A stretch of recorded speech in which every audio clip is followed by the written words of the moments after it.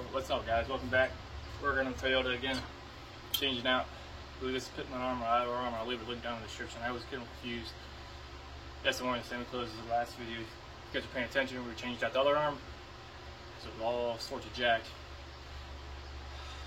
This has got a big nut, and this has also got a castle nut. Let me show you where it goes on the truck, and let's get started. Alright, guys, so if you're just stock like mine, this is a 19 mil. It's going to have a cotter pin in it. You got to remove it. This is an 1.25 inches. So, but before you move any of this, make sure your steering wheel is straight. So that way, hopefully, you don't got to do a crazy steering wheel alignment. So I'm gonna put you guys on the time lapse while I knock this out. This should be good. And I use a pickle fork for this. So if you don't have a pickle fork, you can just beat it with a hammer till it comes out.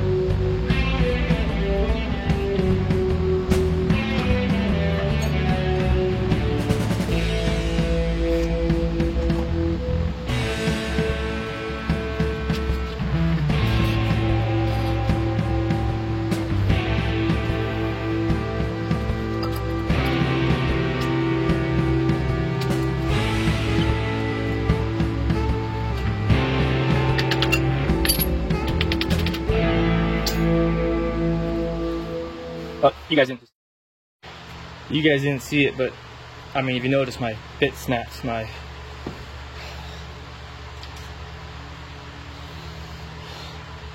half-inch to, or 3/8 to half-inch for the pitman arm puller. So I gave up, sprayed it down with WD-40, which I don't know if you guys saw that, and then I smacked it with a hammer, and it came out. So that should be able to come off.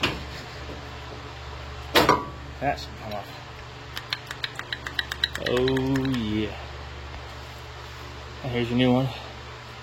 Can't even move it. And this one's greasable, so these splines are in good shape. Let's put it on.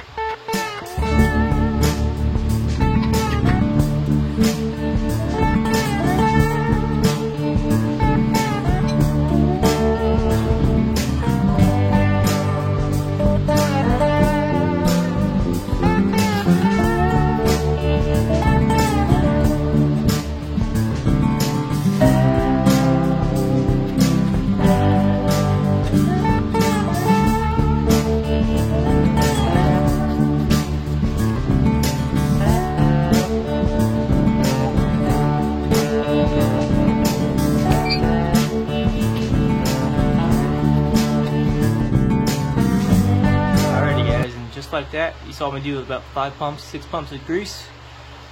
This has a lock washer. If you don't know what those are, they're a circle, but one's like this. You gotta make sure that's flat so it holds that nut. I'm sure there's specific torque, but it just needs to be tight. As long as that lock washer is flat, this thing ain't moving. And you saw me hit it with a hammer, but then you saw me undo it because I was checking the threads because I didn't want to move the steering wheel because I gotta adjust the steering wheel. So I pulled it down, realized the splines weren't jacked on either pitman arm or the shaft and the steering box. So I just put it back up and it went nice and smooth. And then same thing with that. You just tighten that thing up till the holes line up. They're snug, and then the holes aren't lined up. You keep going until the holes line up, and you pin the cotter pin in. And that's it, guys. Hopefully, and then steering wheel's still straight. So if your alignment is off your toe, just loosen, I think they're 10 mils, and then just turn them. Yeah, jack your front up just a little bit to take the weight off the tires, and you turn them until they're straight. Once they're straight, just tighten those clamps back up, and then take it over to an alignment shop, and then you guys should be good. But this idle or pitman arm is pretty bad. So, but you know, key thing is to have lubrication, an 1.25 inch socket for that giant nut, a 19 mil for the Castle nut, pitman arm puller, which I'll leave a link in the description, and big breaker bar, because if your thing's been in mud and swamp like mine, ain't got nothing but dirt and all those threads. So you guys should be good. I'll leave a link in the description for all the parts and tools that I've been using. So you guys have a good one, and I'll see you guys on the next one. I hope you guys enjoy it. We got transmission work to do on this thing. When I rotated my tires on the maintenance video, I realized my rear brakes on the truck need to be done. At least the pads. If I can afford the rotors, I will, to match the fronts, because they're slotted and drilled. But so yeah, we got more things coming. You know, inflation going up, so it's videos might slow down again.